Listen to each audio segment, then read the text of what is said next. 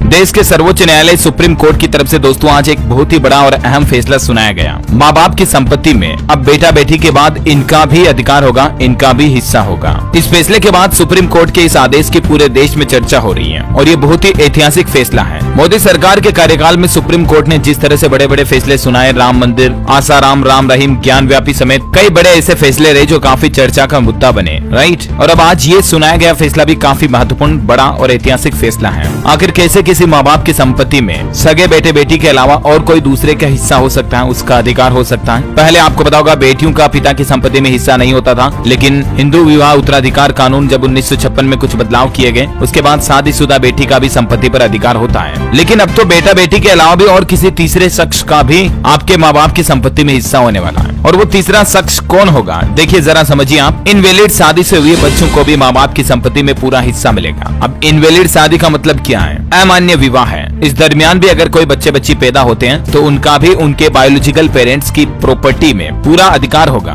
जैसे मान लीजिए कोई महिला पुरुष लिव इन में रह रहे हैं, लिव इन में रहने दौरान उनके कोई बेटा बेटी हो जाते हैं, फिर मान लीजिए दोनों अलग अलग जगहों पर कहीं शादी कर लेते हैं या दोनों में से एक कोई तीसरी जगह पर शादी कर लेता है, तो ऐसी कंडीशन में अब वो लिव इन के दौरान जो रहते हुए जो बच्चा बच्ची हुआ, उसका जिम्मेदार कौन होगा? उसको प्रॉपर्टी में हिस्सा वो पुरुष देगा या नहीं देगा? तो ऐसे ही देश में कई आए दिन मामले सामने आते रहते हैं और यहाँ तक कि कई बार तो इस तरह के मामले भी हमें समाज में देखने को मिलते हैं कि पहले से ही शादीशुदा पति पत्नी, उनके बच्चे भी हैं सगे, मान लीजिए 2 बच्चे बच्ची हैं, अब वो पति का किसी तीसरी महिला के साथ अफेयर हो गया, चाहे मोहल्ले वाली, चाहे ऑफिस वाली, चाहे काम वाली, किसी भी समझ लीजिए। फॉर एग्जाम्पल बता रहा हूँ, मैं किसी के ऊपर पर्सनली नहीं कह रहा हूँ, लेकिन मान लीजिए उस अफेयर के बीच उन दोनों से एक संतान भी उत्पन्न हो जाती है। अब जो उसके सगे बेटे बेटी हैं वो तो मान्य विवाह के तहत उनके घर में रह रहे हैं, लेकिन बाहर वाली के जो बच्चा हो गया वो अमान्य विवाह से हुआ, उसका जिम्मेदार कौन होगा? उसको भी अब उस व्यक्ति को बराबर अपनी संपत्ति में हिस्सा देना पड़ेगा, जितना हिस्सा वो अपने उसके सगे बेटे बेटी को देगा ना, वैसे ही। भारत के मुख्य न्यायाधीश DY चंद्रचूड़ का कहना है कि अमान्य विवाह से बच्चे